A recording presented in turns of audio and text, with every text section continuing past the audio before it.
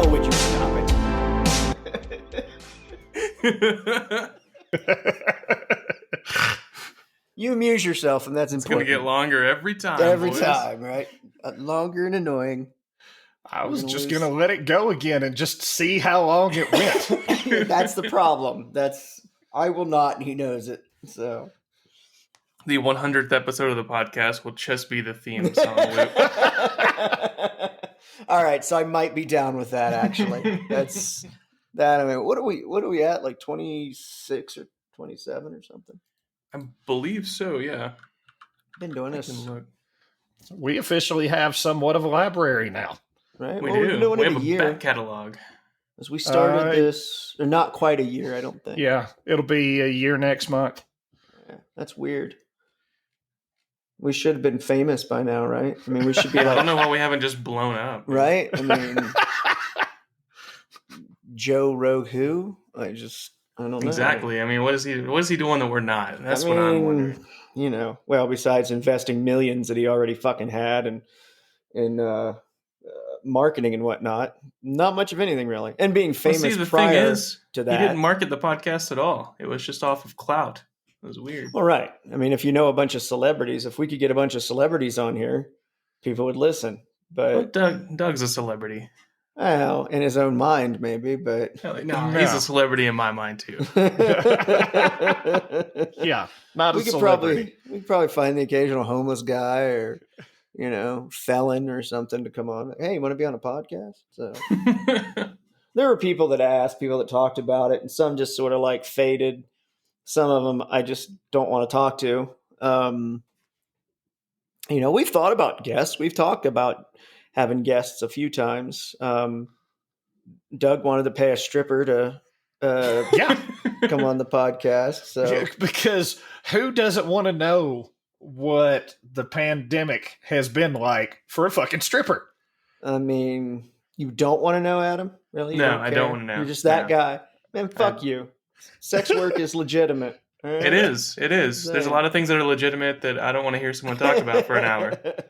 That's got to be, all joking aside, though, you talk about service industry, entertainment industry. I mean, I know people that were in the not sex industry, but, music industry, guys that do like sound and lighting and sets up stage setup and stuff like that. A lot of those folks, I know guys that lost their businesses doing like stage, they rent stages and shit like that. And if you're paying on them and nobody's renting them from you, you still got to pay on them. That's been kind of my beef with the whole, the idea of suspending rent and things like that, is that if you're going to suspend rent for people, you've got to suspend the mortgages too. I was a homeowner up until my divorce, and we rented out because of The Big Short in 2008. We couldn't really sell the house. We were upside down on it almost immediately. So we rented it out when we moved. And I hear people talk about, I guess they think that all landlords are the monopoly guy. The monocle and the bag. I hate that. I see that on Twitter all the time. These people are like, fuck the landlord. They shouldn't have fucking... It's like, well, you shouldn't have rented a house that you can't afford when you're out of work for 6 months, but you did. It's like, when you don't if you could tell the future, you probably shouldn't have done that. Right. And people don't realize, and I've got friends that are in the same situation. I've got a buddy that has a house out in Atlanta. He's got 2 houses out in Atlanta. What they did is he bought one, did better at work, etc. They bought another one, kept that one, rented it because, right, you're always told that real estate is the best way to make money. So they did that. Well, it's better than fake estate. I can't even counter that one. You win. You win that one.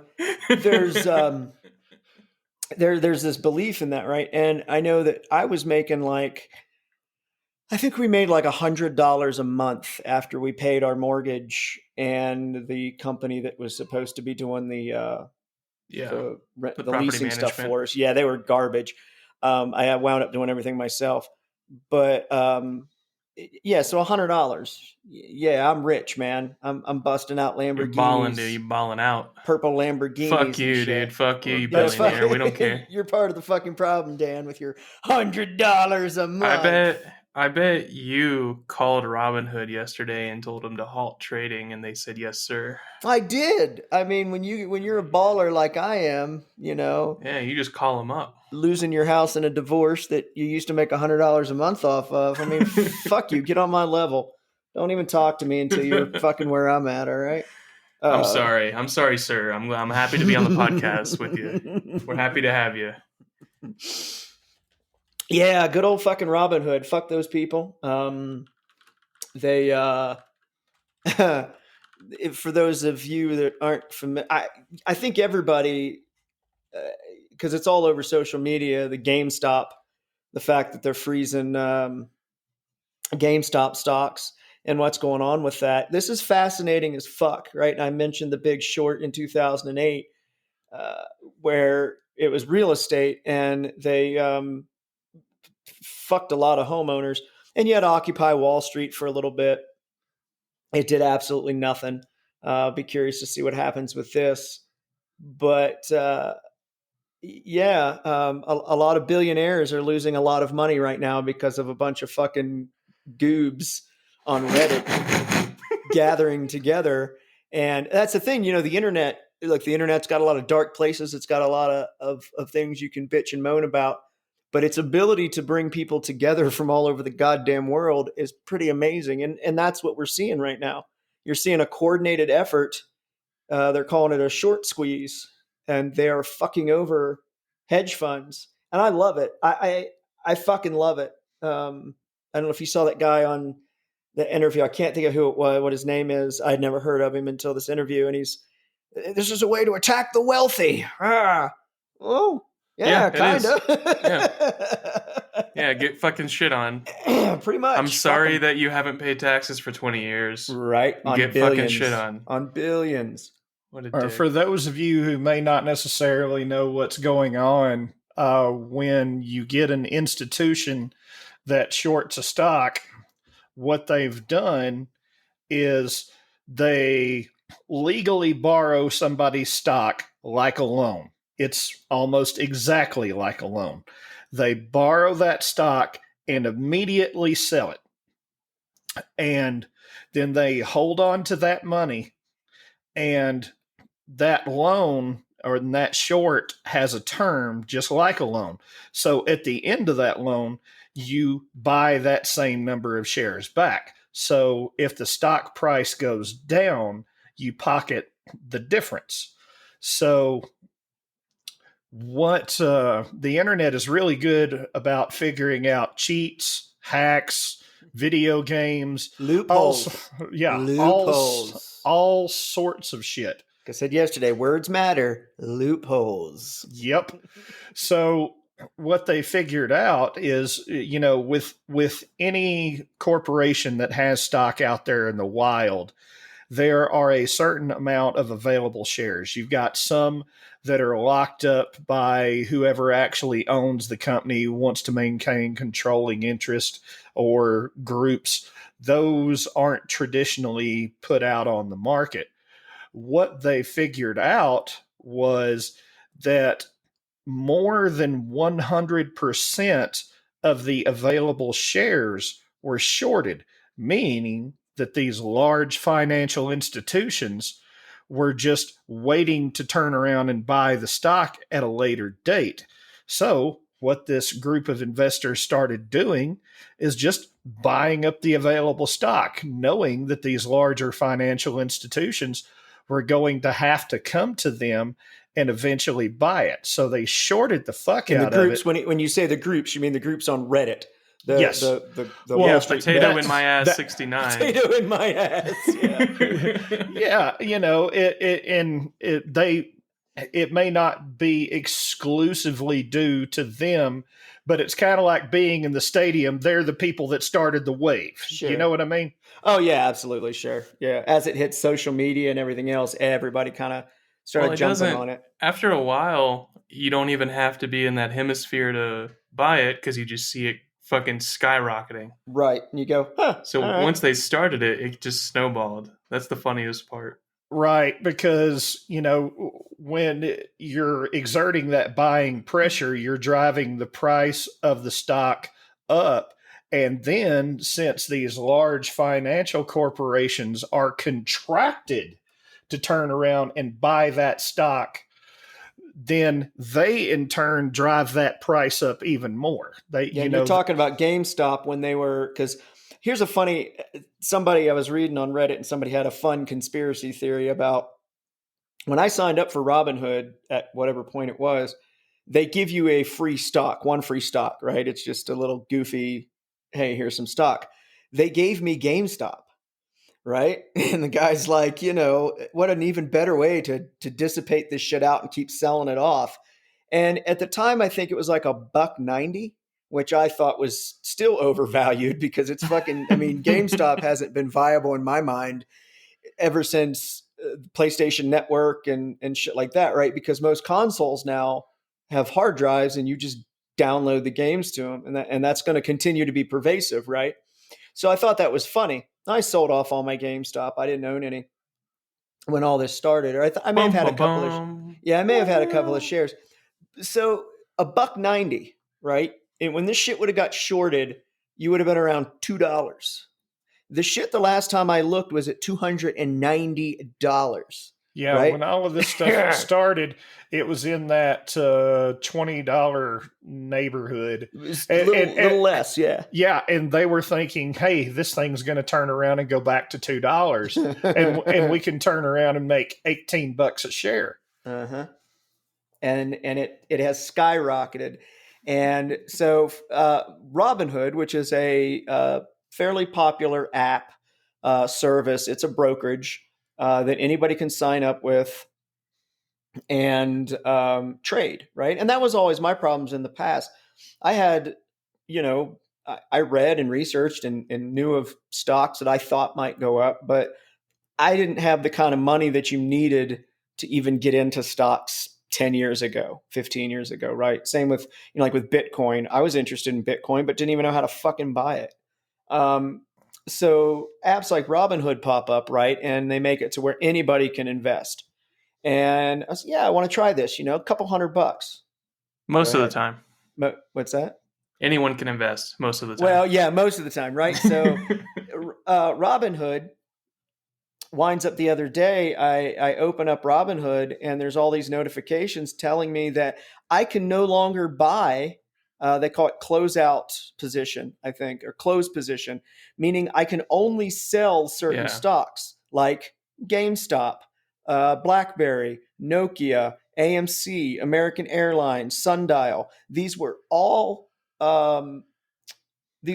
stocks that Reddit started to mention because they were part of this short scheme where these companies had been shorting the stock and were coming up on their contracts, right, to where they'd have to buy.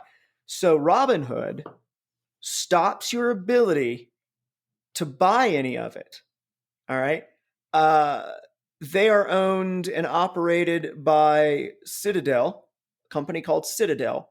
Citadel had loaned Melvin, which is another company that had been doing all the hedge fund shorting, also lent them like $2 billion. Now you tell me how the fuck that is not market manipulation. It absolutely is market manipulation and it was blatant, and they don't fucking care. And they don't care because any of the fines, restrictions, or legal fallout will pale in comparison to the billions of dollars that they are losing because of a bunch of turds on Reddit buying stock up like me, right? I have BlackBerry. I have Nokia. I was buying into AMC. I also was buying into AMC because they just got a loan to keep from going bankrupt. And I think once the pandemic's up, companies like AMC are going to start making money again. And in the beginning, probably in droves. People are going to want to get the fuck out of the house for a while. I looked into American Airlines for the same reason. I think travel will pick up. Can't buy fucking American Airlines. Gee, that's funny. So it's okay. It's a free market. It's a free market, and you're encouraged to invest. as long as you can't do it in a manner As where you long as actually some make rich any money, fuckers win and you're allowed to invest. then yeah. you're allowed to invest. People Yeah. talk about race wars, and that was a big thing in the last few years of Trump's presidency because of all the xenophobia. If we see any kind of real clash, it's going to be a class war, because people in the United States, people in the world, are starting to see that the scales are not even close to fair. And hey, we all know that, right? The world's not fair. But there is no American dream when it's controlled, when the billionaires are fucking with the game to where you can't win. And I don't And want to be a billionaire. It's a big fucking party, and you're not fucking invited. Goddamn George Carlin. The Church of Carlin. I still need to put that together. The man was a goddamn genius. But yeah, that's exactly right. And we all know it, the one percenters. And anytime the Democrats come out and start talking about, taxing the rich, people flip out. And my favorite part is when guys, middle class guys like me, start defending trickle down economics. Well, they buy more stuff and they move more money, and no, they don't. They stick it in fucking They hoard it offshore accounts, and it sits and it does nothing. And they find ways of cutting your pay and cutting your head count, and that's where your infrastructure comes from. It doesn't come from the tax money. It simply doesn't, guys. And anybody who believes that, show me the data, because I can show you. I think there's 3 or 4 studies out there that have shown trickle down economics does nothing. It doesn't work. It worked. Reagan did it, and it worked. Yeah, right.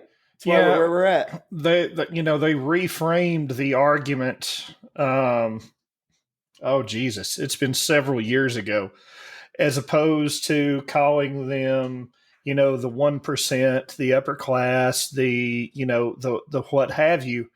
They started taking on this moniker of the job creators. Now, that is true to a certain extent. Sure it is. If I'm making money, I become successful, I want to expand my success, I hire people to help me expand my success. Sure, absolutely. The crazy thing about it, who actually winds up paying for everything in America is the middle class. Absolutely. And that's the way that the super elite like it. But, sort of the rules and the boundaries of capitalism, the way we've got everything set up now, the rich are trying to squeeze out the middle class, and the middle class is slowly disappearing. Mm-hmm. And it has been for several years. And I think the way that they've done it is propaganda. It's using the media. And when I talk to people who are very anti, we'll call them handouts, right? People, it's socialism. They jump straight to socialism. And I think it's because when you talk to these people, they are convinced that anybody who needs help, anybody who needs assistance, are a bunch of lazy fucking drug addicted bums who refuse to work and only want to absorb welfare and take advantage of things, right? That's, and again, this is anecdotal. This is my own personal, just what I have noticed from talking to people. Well, motherfuckers, get a job, da da da da da. Right, but when getting an education, well, just go to college and get a better job. Fuck, dude. I mean, going to college isn't cheap, No, it depends on where you go, and especially the for-profit colleges that advertise themselves all over the place. That when you take a look at what you pay for the for-profit college, you could have gone to the University of whatever in the hell, at an Ivy League school, and all you got is a fucking degree from Phoenix. Well, and I've, very seriously considered going back to school. And I'm looking at the cheapest fucking community colleges that I can find, because at the end of the day, my degree is not about it being Harvard. It's about, does he have a degree? Yes. They don't give a fuck what the college is, right? They just see, oh, he's got a bachelor's degree in, whatever, XYZ. Cool.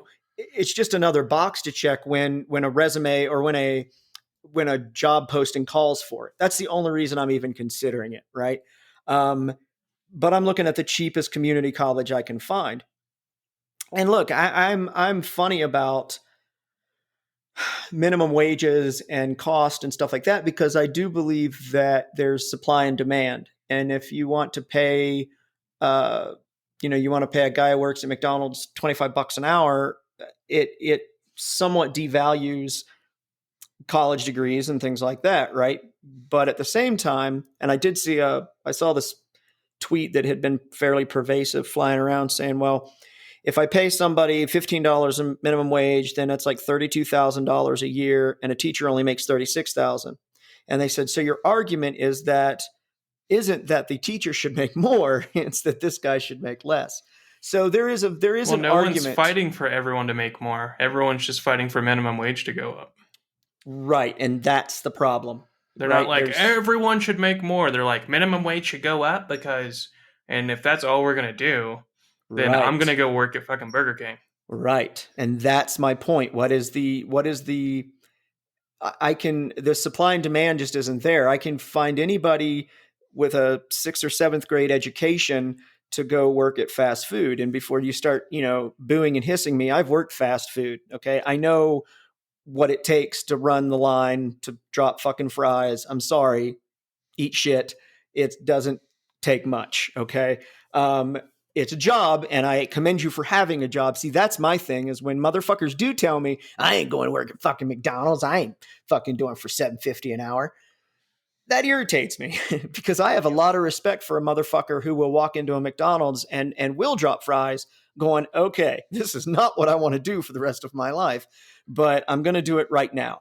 That takes more balls. But then you look at fucking the welfare system, and if they can make more money, being on assistance than going and working at McDonald's, then yeah, show me why they would. I mean, I'm not saying was it Chris Rock? I ain't saying it's right, but I understand. Well, the problem that I have with it comes down to two words.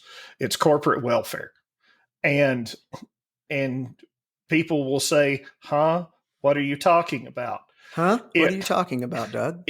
If you have somebody that works a 40-hour-a-week job that cannot meet the minimum poverty requirements, then that person is in turn eligible for public assistance. Oh, I know what you're talking. Okay, yeah, Walmart is notorious for this.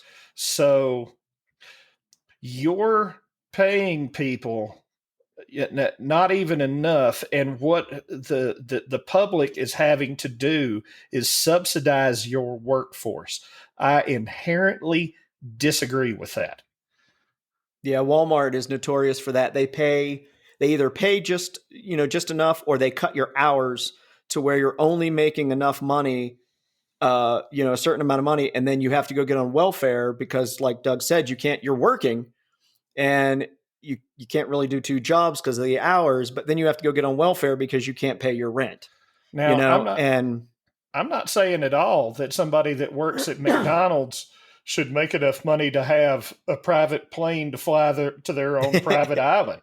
No, and I'm not talking champagne, rosé, filet mignon, and a Rolls Royce in the driveway for everybody either. I don't think anybody is, though. No, I'm just saying, if you're going to employ someone full time. Now, I get part-time work for teenagers, senior citizens, people that are just trying to supplement some income, so they've got a little bit of spending cash. I think there's a little bit of wiggle room there.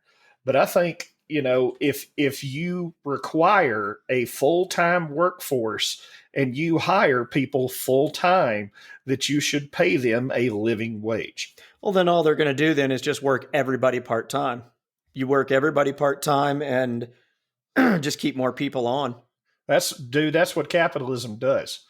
But, people will say to me, well, what about who's going to work at the McDonald's or whatever else? They'll just automate that shit. And my answer to that every fucking time is good.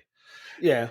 Automate everything that you fucking can, because now what you've done is while you've eliminated some of these, really low paying jobs, what you've done is actually created some higher paying jobs because somebody's got to go fucking work on that automation. Well, that's right. And that I was reading somewhere that like programming is considered blue collar now, because of the amount of programming that needs to be done, the amount of people that have gotten into it. I had tinkered with it for a while and realized that kids coming out of fucking high school knew more about like Java and shit than I did, and that I wasn't going to be able to compete. They flooded the market. Right. But right, perfect example. A lot of your factories are automated. Okay. And people say, oh, it's terrible. Okay. So I'm not supposed to automate things. I'm not supposed to um, uh, move forward just so that people can have a job. I'm not okay with that. But the thing is when you automate everything, like especially in factories, you use what are called PLCs or programmable logic controllers, right? And Adam and I were talking. He said, when he got out of college, that was a big industry where they were trying to get them to come into, and they were paying very, very well because it $75 an hour, straight out of guaranteed college. OT. Yeah, to work on PLCs. And that was something I looked into back in 2010, 2014, was looking into PLCs because I kind of had the same thought. I thought, well, shit, they've got to keep these machines running. And if these PLCs are what are doing it, but I learned that they're tricky little devices. So, and I was like, They are. I'm too goddamn old. But, a kid Adam's age, early 20s, could have come out of college making $75 an hour plus OT, working for a factory. Mm-hmm. That ain't too goddamn bad, right? And dude, there's still got to, even besides the PLCs, I knew somebody that from, the time that I was aware of them, they worked at an aluminum can factory. Now, in an aluminum can factory, you've got a machine that takes in raw aluminum and turns around and eventually forms it into a can. Assuming everything works, right? Yes. And it is a big multi-step process, and that guy made a good living, just servicing those machines. Sure. And then it turns out that as they were setting up new factories, they would send him along with another team over to the factories to show them, this is how you maintain this machine. This is the way it acts. This is, and they said, is this how it works? And he was like, well, it can. And he was from Sardis, Alabama. So can. We need to start doing videos so people can see Adam's face when he drops a stupid fucking joke, because honestly, that's the best part. Like I said, I really don't know how the tendons in his face managed to get his cheeks that fucking high without cracking something. I really don't. That's how you know when Adam's lying. He's the worst fucking liar on the planet. Them cheeks go straight up to his eyeballs. He's like, no, I'm being serious. I'm being serious. For real. You fucking liar. But right, exactly. I know plenty of people that worked in factories doing maintenance and stuff like that and made a damn good living, a better living than I do now, by far. But yeah, there was some education involved, and honestly, just some bullshit. You apprentice, you get in, and you're the guy that cleans up fucking shavings. I worked at a factory that did aluminum window sashes, right, or frames, and my job was to sweep up aluminum shavings all day. And I would go home and my calves and shins would be ate up where the aluminum would get into your jeans and kind of crawl up your leg, and just tear your pants up. Now, I didn't stay there very long, but a lot of those guys did move on. Like you were saying, Doug, they'd say, okay, well, hey man, we need I need two sets of hands to change out the rollers on this machine. Come here. I want to show you how to do this. Right. And then you just slowly work your way up. And I think part of the problem is that a lot of, I'll call them kids because I'm getting fucking old, but a lot of kids have been brainwashed, if you will, into believing that I'm going to come out of high school, I'm going to go into college, I'm going to pop out of college making six figures a year. We don't talk about individually where we work very often. But I am a manager and I interview, and plenty of people come into interviews and with no experience, straight out of college. And, you start talking salary requirements and they're in the six figures and you're like, huh, you know, You have a good day, sir. yeah, you just say, okay. And you hand that over to HR and HR goes, huh.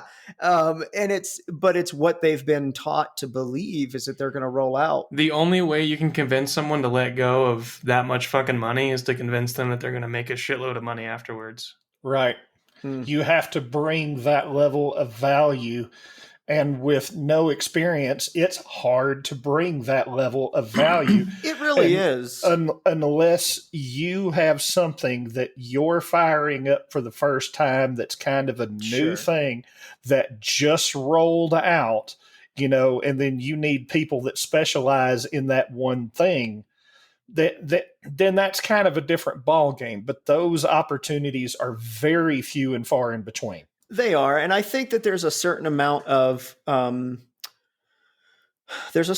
responsibility for a company to hire new people like that, and then sort of train them just in the art of working. I mean, I've been working since I was 16 years old, so fuck 30 years, give or take. You're old. I am old. You're fucking old, dude. I've All been right, working. Grandpa. I've been working longer than you've been shitting, son. Yeah, you have. And you learn things as you go up, right? You just learn things. You learn what to say on phone calls and what not to say in emails. And I hear and read things every day that I go, man. But that came from working for 30 years and dealing with people and dealing with situations, right? You get a kid that's straight out of college and some of them haven't even worked at a fucking McDonald's.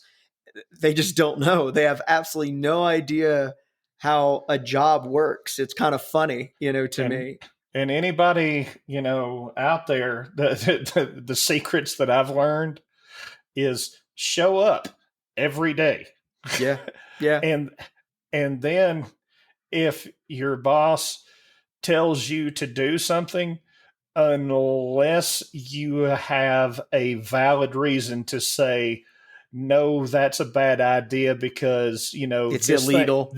This thing it's immoral. Well, no, this thing that you're not expecting will explode in your face. And then, you bring that to them. And then, sometimes they'll be like, yeah, you're right. We don't need to do that, whatever else. But if they tell you, I don't care, do that right. shit anyway. Do it anyway. Then you fucking do it anyway. And Right. then if the thing does go sideways, you can say, well, I brought up that this was a bad idea, but fuckface McGillicuddy told me to do this shit anyway. Mm-hmm. And again, over 30 years, I've had that happen plenty of times to where you say, hey, XYZ might happen. Don't care, do it. And then Y happens and you go, huh. And you move on. If it's not illegal, immoral, or otherwise disgusting, well, I can't even say that because I've had some jobs that were downright fucking gross. Right. My mantra has always been, come to work, do your job, get your check, go home. It's a very simple, rotation. But you actually have to do your job too, right? I think that I see so many people that phone it in, as they say. Or my joke is always, if that person worked half as hard at their job as they do getting out of work, they'd be fucking amazing, And again, 30 years I've seen it. I've seen it in restaurants. I've seen it in factories. I saw it when I was driving truck. People that just worked so hard to get out of actually doing anything. And you're like, man, if they're you putting in like 3 times the effort usually. To not do what it is that they've been asked to do. It's kind of funny. I don't mind working. I mean, working is just, it's, unless you're going to homestead, you have to have some kind of value to society. And it is funny to me, and I've been seeing this a lot too, about what we consider essential employees, right?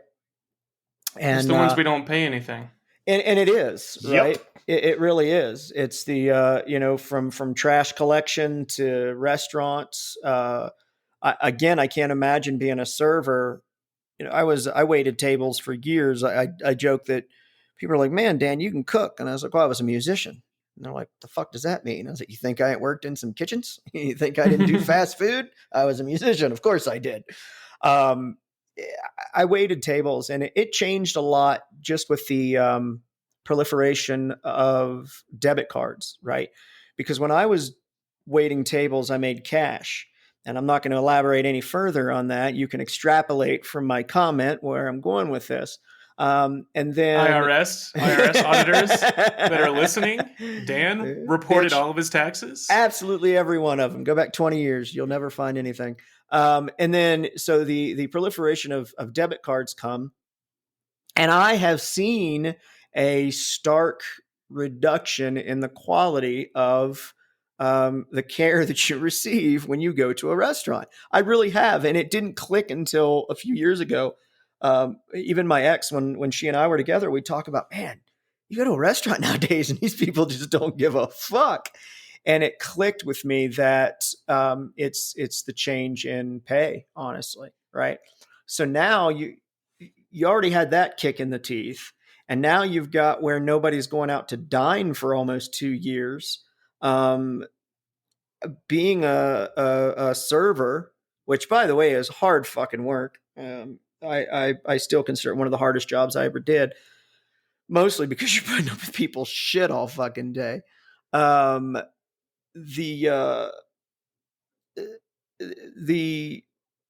hit that if you had a guy making, I don't know, we'll say 75,000 a year, which is pretty good money, and then his wife or vice versa, right, was making 30 or 40 waiting tables, and you take that away, that fucking hurts, man. And what do they do? Because, see, you know what's funny is that my joke, again, I've always had a joke when people, you have a bad day at work and you're bitching and somebody'd say something. I'm like, you know what? Fuck it. I'm going to go back to waiting tables. Fuck this place. I'm done. I'm going to go back to waiting tables. Right. Well, now, that's not even a realistic joke anymore. I can't say that. I'm going to go back to waiting. Well, fuck, maybe I'm not, so it is curious to see how a pandemic force feeds the differences in class. It makes people very aware. You know what I mean? So Ren and Stimpy are over here grinning at me like fucking hyenas. So they've got something stupid and juvenile, I'm sure, that they want to pop off. So gentlemen, please, you're right. The IQ of this particular episode is way too fucking high for you two. So, and I apologize for that. So by all means, gentlemen, go ahead. What do you think the horniest fucking animal on the planet is? Me. Yeah, that's what I was going to say. Dan Adams. I think that's the species that I would attribute to being the most horny. Yeah. Me after being divorced. Yeah. Oh, look, Doug, Doug's on mute. You're muted, Doug. Jesus Christ, Doug. Yeah. It's like a fucking Zoom call. Dude, I feel like I'm on a bridge. I'd like to set it on fire. But no, there are so many examples of insanely horny animals that outdo Dan. It's not even funny. Challenge accepted. There is the praying mantis. Doug, why do you know this? Let's just hold on. No, the praying mantis, that's a common one. No. Why do you know about all these horny animals? Because praying mantises die to fuck, dude. That's crazy. Has Pornhub? Oh, we all do, Adam. We all do. I assure you. No. The female during sex. Yeah, I know. Rips the head off. Turns around and bites the head off the male. How do you know this horny? Because it's common knowledge, Adam. It's common knowledge with the praying mantis. Okay. We can do this all day, buddy. I'll give you another example. And that's what bothers me, Doug.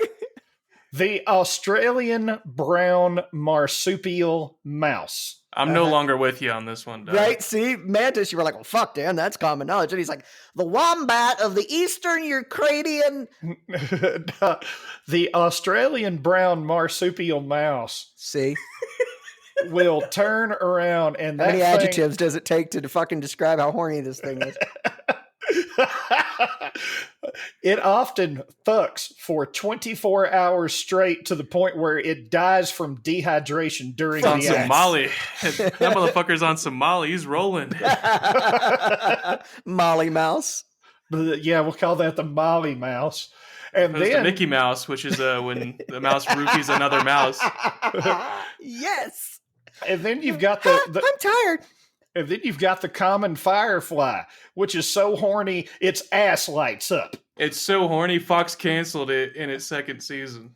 Which is bullshit because they aired all of the first season completely out of order. It didn't make any sense. Don't get me started. It's one of my favorite Fox, shows ever. hey Dan, I have an explanation for you.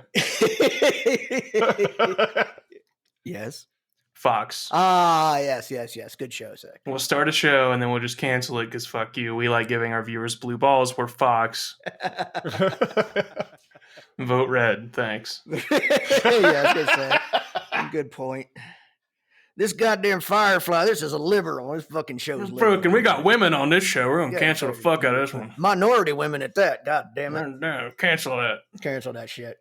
Yeah, Doug, that bothers me. Anytime somebody starts off a conversation like, well, the brown-tipped Australian, four-legged, seven-toed, it's like, dude, when all these adjectives to describe a mouse and how horny it is, I'm concerned. I mean, has the pandemic made it to where you've reached the end of the categories on Pornhub? It's like your search has yielded no results. He reached the last page of Pornhub. Right, so he went to National Geographic and said, fuck it. I'm going to do what I can. You and me, baby, ain't nothing but mammals. Weirdly enough, the guy that Putin just jailed, Alexei Navalny. I swear to God, if this segues, that's fine. But if he has anything, he had a pet, exactly, marsupial brown Australian mouse. No, it actually, when he was trying to put out information, one of the various avenues that he used that wasn't being monitored, the motherfucker was uploading videos to Pornhub to expose corruption. So it goes that's a weird segue, just an odd bit of. I'd be pissed off, dude. I'm in there jerking off trying to find big titty. And he's hiding the message. So the first part of the video is porn, and the last part of the video is porn. But the middle is him just in front of the camera, like, here's what is happening. You're like, oh yeah. Wait, what? Well, that's we have to stand up now. Oh, corruption! Oh God. But yeah, and that's how Dan realized that he was a dictator in a former life. I was obviously Benito Mussolini. Yes. All right, everybody do the Mussolini. As opposed to the other famous Mussolini, Steve. Yeah, Stephen Mussolini. Steve Mussolini from Mussolini's Used Cars in New Jersey. I'll just go with New Jersey. It's easy that way. Yeah. I just... Well, I mean, I apologize. I thought I was the horniest creature on the planet, being that, I had just gone through a divorce and then boom, right into a fucking pandemic. But you haven't fucked for 24 hours straight. I have never fucked for 24 hours straight. I have not. And died from it. You've never died, I don't think. Right. If you've never died from fucking, are you even really meeting her needs? I mean, exactly. Just asking for a friend. So I guess you would know the shit's really good if you walked up to her place and you saw a pile of skeletons there. Dead bodies. Yeah, right. You're like, this bitch fucks. Yeah. Here we go. Hell yeah. All right. Yeah, I've never thought about that. But like I said, challenge accepted. Get me Dan some Viagra. 24-hour fuckfest challenge. Hashtag. Dude, I've had a raw dick from a couple of hours. I can't imagine. I would want to die. Because if I woke up the next day after 24 hours of fucking raw dogging, you wouldn't be able to pee. You wouldn't be able to walk. Ice pack my ass. That you'd need Novocaine. No. Ice pack your dick. Yeah, that's what I'm saying. It wouldn't do. It do you nothing. Said your ass. You said ice pack your ass. Oh well, you could try both. Like if you're trying to, like milking the prostate kind of thing. I mean, because after 24 hours, you're gonna get bored. You're gonna have to try new shit. right? You come swinging in on the ceiling and doing Mission Impossible role play. Yeah, absolutely. You're going to have to come up with something. You're going to get bored, dude. You're going to get bored after, I don't know, 4 or 6 hours, something like that. Shit's going to, just basic missionary ain't going to do it anymore. I think Dan's getting excited about this because it introduces the aspect of being terrified and yet horny at the same time. I do like that idea. Yeah. Why is it called missionary? Has anyone ever tried to recruit you into their religion while you were fucking them face to face? I don't know. That's a very good point. Not so far, but I think there would have been a couple that would have tried. I mean, doggy style makes sense, right? That's pretty it's like how dogs fuck, yeah. That kind of but missionary is like, do you just give them a pamphlet while you're fucking them and throw it on their because it's just sort of flat and boring. You're just like, man. I mean, don't get me wrong. I'll take missionary over no sex. I mean, I don't mind it that much. I'm just saying. Sometimes just a weird adjective to use. It is. I have to look that up. Sometimes you got to save somebody's soul. That's all I'm saying. I've had a few that have tried to suck my soul out, and so, but that's not that had nothing to do with missionary. So,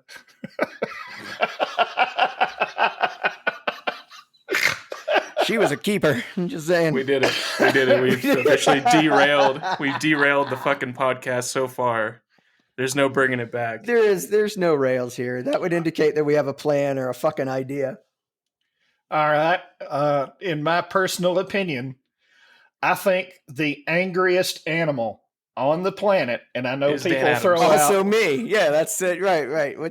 Why are you throwing all this attention on me today, Doug? It's embarrassing. I'm very shy.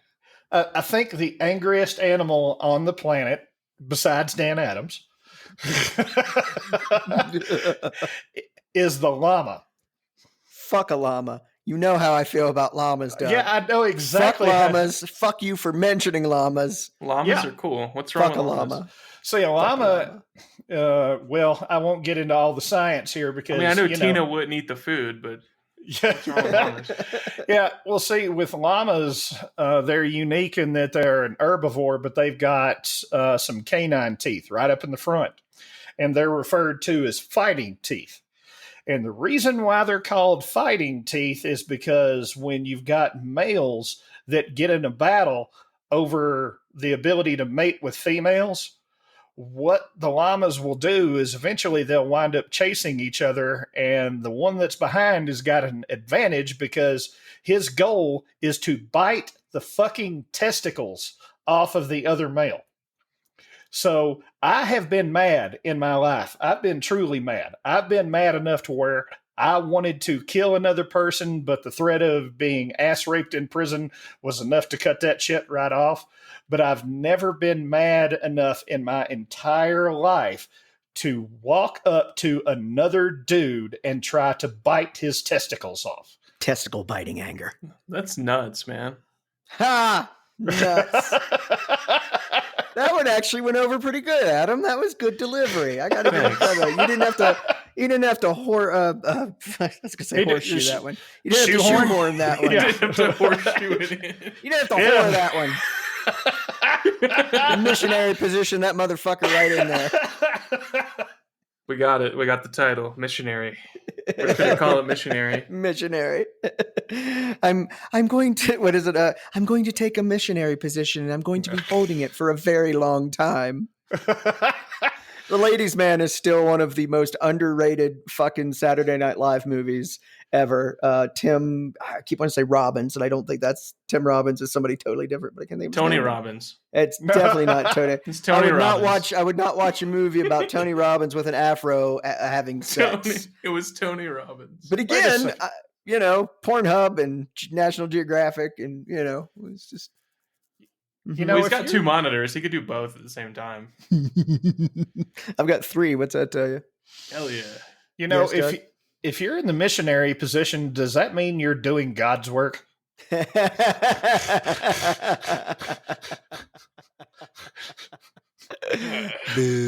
I laughed. Boo. So, Adam, to explain my hatred for llamas, there's really no logic behind it. There's zero fucking logic. So, and I know you've played Tom Clancy's Ghost Recon Wildlands. Yes. So in the game, you're in South America, and apparently llamas are very prevalent in South America, And and alpacas. they're just everywhere. And there were several nights where I may or may not have been drinking, and just started cracking myself up going on these death missions to try and kill as many fucking llamas, because in the game you can kill cows and llamas and dogs and cats and all this stuff, right? So With I a would grenade go launcher. with That's a awesome. grenade launcher. See, Doug remembers. Yeah. And so I went on this fucking killing spree where for like 4 hours in the game, all I did was hunt down llamas and kill them. These are civilian towns, Dan. I know. Imagine Fucking waking llamas. up and looking out your window, and there's a guy in a fucking ghillie suit sneaking up and killing all of your llamas. And I did. Some of them I just rolled up with a 45 point blank to the head. I'd walk up and the screen would just be a llama's face. And I'd be like, fucking llama would fall over, and then they'd all run. So then I'd have to pull out the grenade launcher, because that's just logical. I mean, Of course. I can't let them escape. So yeah, and then that just turned into this unreal hatred for llamas. Now I murder llamas. So we Yeah. need to do a speed run, right? The first one to 100 llamas wins. I'm down. I am so fucking down for that. Yeah, you have no idea. We should definitely Twitch that. That's right. Yeah, let's do that. We need to make that happen. Make a new category for Ghost Recon speed run. Speed llama murder. The llama run. Llama run. Llama run. Get all the llamas. All of your llamas are belong So you have to to complete the game, but you also have to kill every llama every along llama the way. you can't leave. And to the devs, I'm just saying, maybe a mini game or an Easter egg if I kill enough llamas. I mean, Games are under enough scrutiny. I think we're fine. I don't think we need a mini game where you kill llamas. I think you're wrong. I know that game, Ghost Recon, took a ton of fucking hatred, and I actually really enjoy it. I have a lot of fun with it. But killing llamas was definitely my favorite part. So, llamas. Llama killing simulator, I believe is what it was called in dev. Ooh, wait. Goat Simulator. Oh, Jesus Christ. Zombie Goat Simulator. That was the best one. Dude, I played Goat Simulator, and I played Goat Simulator as a microwave with fucking legs that killed people by opening its door into them. And smacking them. Thwap, thwap, thwap. Slap, Yeah. slap, slap. Yeah. Yeah. So I've done that. stupid.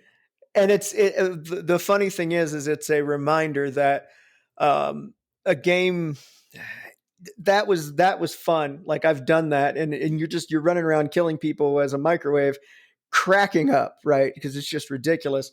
And I think back about, and it's not just nostalgia, right? When I was about 10 or 11 and I got my first Nintendo, and it had Zelda. I think I had Zelda and Super Mario Brothers, Duck Hunt, and all that. Oh, you got a Wii? I'll cut you, millennial. You got a Wii or you got a Switch? No, I don't. I went before the podcast. And the games were better. These are 2D scrollers, right? Games like Blackthorn from Blizzard back in the day. Fantastic fucking games, right? And spent countless hours, and then tried to get back into gaming once before, like with Xbox and stuff. And the graphics are beautiful. Don't get me wrong. I mean, they're incredibly immersive, but the games are just the actual gameplay and the challenges and things are just kind of weak. It's the same thing over and over. We all play PC games. I've been playing StarCraft for 20 years. Yeah. And StarCraft 2.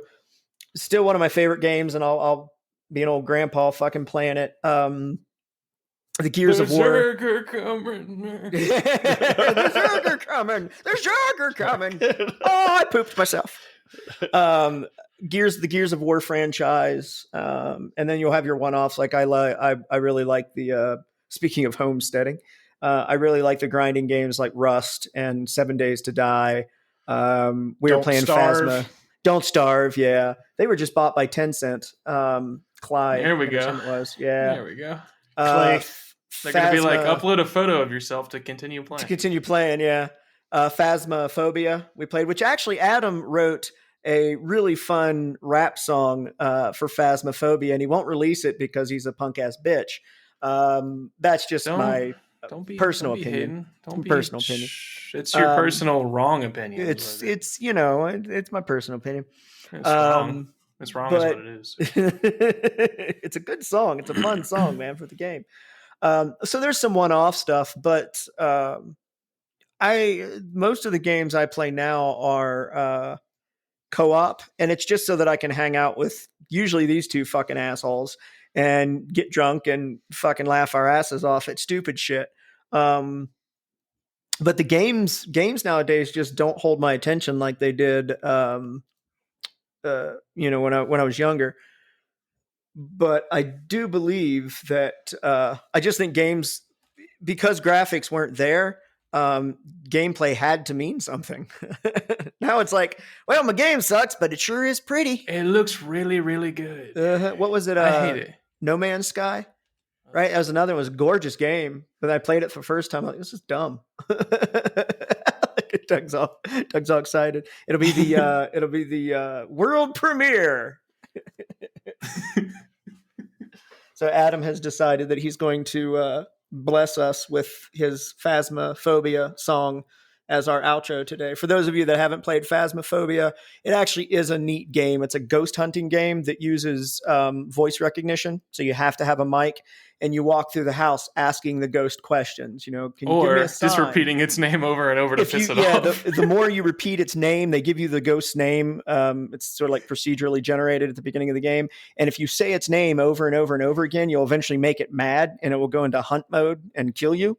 And so, of course, one night, Adam and I are playing with some folks, and just immediately we walk into the house. They were getting so mad. Charles Smith. You just hear Dan running into the house. Michael. And in like 30 seconds, all the lights start flickering and he starts killing people.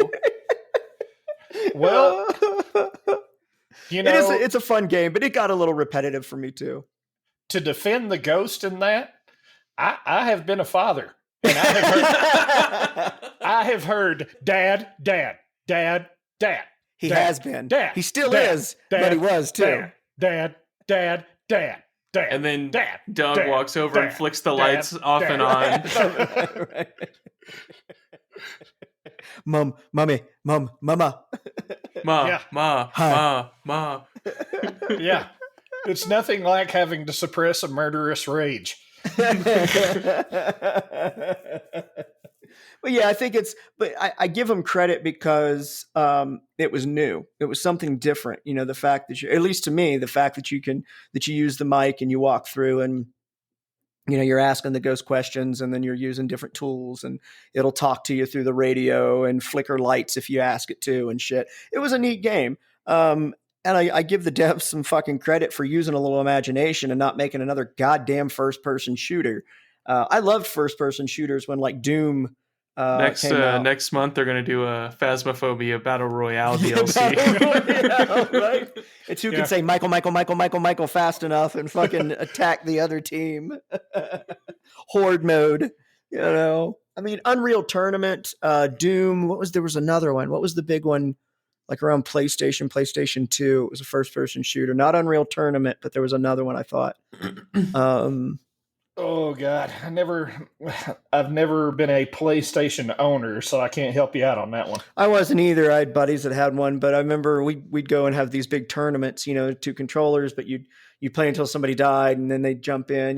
The ultimate first-person shooter, and nothing has captured it since, is GoldenEye, 007 GoldenEye off the Nintendo 64. Yeah. It just pure fucking perfection, in my opinion. Excuse me. I've played some emulators and stuff, and they're not nearly as good. So, are you thinking of Quake? Quake, that's it. Yeah. Quake, Unreal Tournament. I only played Quake on PC. Yeah, it was a big PC game. Yeah, they ported it over. The reason that I don't go console again is just for the fact that like Nintendo kind of ruined me on it, because you're like, yay, I got Nintendo and it's cool and it's great, and they're like, hey, Super Nintendo, and you're like, fuck yeah, and they're like, hey, guess what? Nothing is backwards compatible. Not the controllers, not the games. Fuck you. And they kept that up all through every console. Every few years, they'd come out with a new console, and everything that you had bought, I mean, you could still keep it and own it and have it. But if you want to play a GameCube game or like a 64 game on Wii, you can rebuy it on the Wii online store and then play. But backwards compatibility, we can't do it because of architectural problems. Right. But if you pay us $5, then we can. And then PlayStation came out, and they were like, PS2? Well, yeah, just pop your CD in there, man. It'll work. Yeah, no problem. All your controllers? Yeah, same pinouts. Yeah, it's cool. We just, better graphics card. It's cool. Most of the time it's one generation, though, as far as like, if you get a PlayStation 5, PlayStation 4 titles will be compatible with it. 3 was compatible with 2 stuff, and, so on and so forth. You expect there to be a delineation there, right? You expect there to be a line where it's like, okay, you can't play the original Resident Evil on the PS5 dropping a disc in. But with Nintendo, you couldn't even put the fucking game in. You couldn't even try it. Right. You were like, oh, okay, cool. No, this is a cartridge. Now it's a disc, and now it's a little fucking chip that I slide into the fucking side of the fucking console, and now it's... I just download it. Over and over and over again, man. It just got old. So with that, folks, please enjoy the world premiere of... Who did you do this under? Was it Adam Lester? Lester is dead? I got Mussolini? many names. They call me many names. I call you plenty of fucking names. They call me a lot of things. A lot of things. They call me many names. Oh, in that case, then, until next time.